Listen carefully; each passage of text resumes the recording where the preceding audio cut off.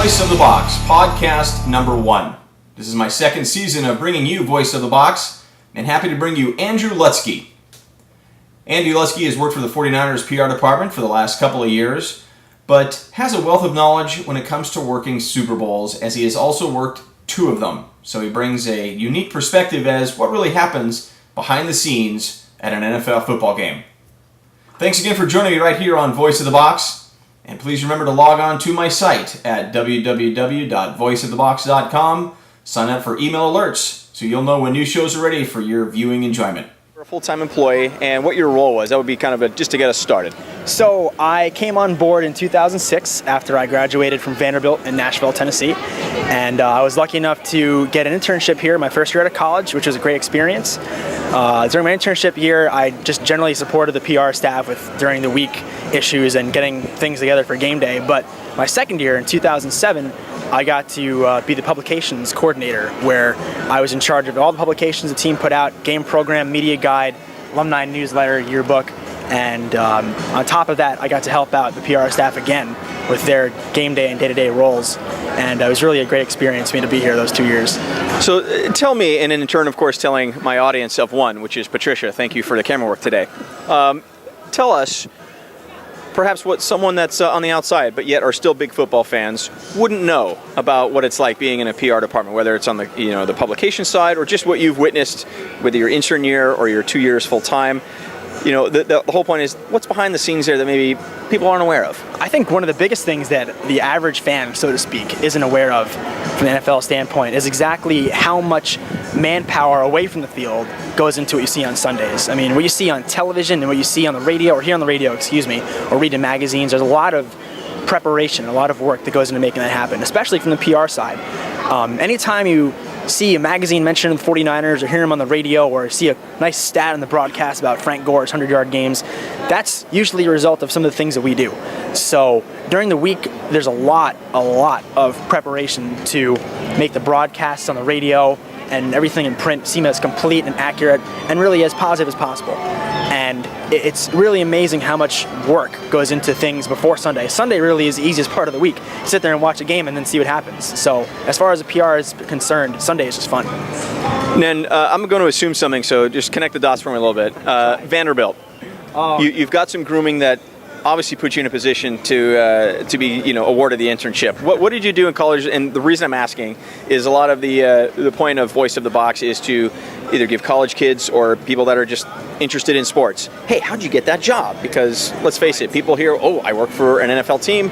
It's a pretty glamorous job. Tell me if there was anything at college specifically that got you trained to get where you are today. Well, I think the obvious first answer to that is do anything to get you experience in sports as possible. I think I could speak on behalf of every sports information staff at every college around the country when I say that if you walk in and say, I want to help out, they will do backflips. They just go in there and say, I want to volunteer my time, a couple hours a week just to help make printouts or anything that they need help with. They will love that, and they'll speak very highly of you come resume time. On top of that, any kind of volunteer work you can do with the college football organizations or the NFL teams or area is really extremely beneficial, and they always have some kind of summer or season positions that really could do anything as far as your future is concerned. From my standpoint, I was really fortunate in college. I got to not only help the sports information staff at Vanderbilt, I also had the summer internship with the Tennessee Titans and their PR staff and worked with them my senior year. And I wrote for the sports department, the Vanderbilt paper, for 2 years. I was editor my senior year. So I kind of had a nice little jumble of really random experiences that come time to apply for spots in the NFL, I was fortunate enough that the PR staff here got a hold of my resume and they really thought highly of me, and here I am in California. Now, if my research that I've done, I have a crack research staff, which is all of one.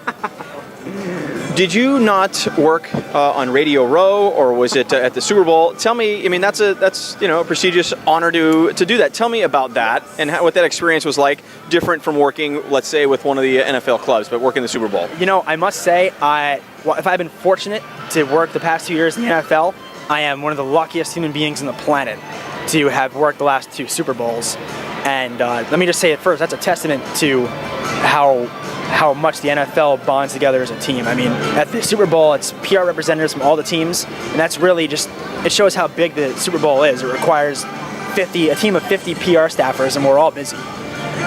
But that was really an amazing experience, both years, really 2006 in Miami and 2007 in Phoenix. Getting to do things like Radio Row and Media Day at the stadium, and just the game itself. I mean, you think it's big when you see it on television, and then you're involved in the actual production of it and making it happen, and you realize it really is one of the biggest media events on the planet. Voice of the Box always tries to find the mirth, the quirky, the odd. What out of those 2 Super Bowls maybe stood out that, God, that's a really interesting, or God, that's really odd, or hey, that's really funny, but something that's just that's out of the norm? Is there any experiences you can share with us that's clean? Oh, whoa. Or even if it's not clean, we can go there too. Well, the clean definitely knocked some of them out of there, but that's really okay. I wouldn't share them on the web anyway. But it's one of the most amazing things you see during the Super Bowl are just the people that come out of the woodwork. I mean, people always see on Media Day, and MTV sends people, and American Idol sent people, and someone sent a guy dressed up as a sheep. I mean, Media Day is always good for just the absolute random chaos that you really come to expect from that kind of event. People just will do anything to get the name on TV. I saw someone propose to Michael Strahan in 2007. I saw someone ask one of the Chicago Bears questions in German in 2006, and they pretty much taped him being bewildered for 30 minutes because he wouldn't know what they were talking about. So that's always good for a crazy experience, or several. So. Is there any one thing that's made you chuckle? More than the norm. Let's not use the Super Bowl. Maybe there's something at the 49ers or something else that you've been exposed to at the league that's just kind of said, you know what, you shook your head and you just laughed.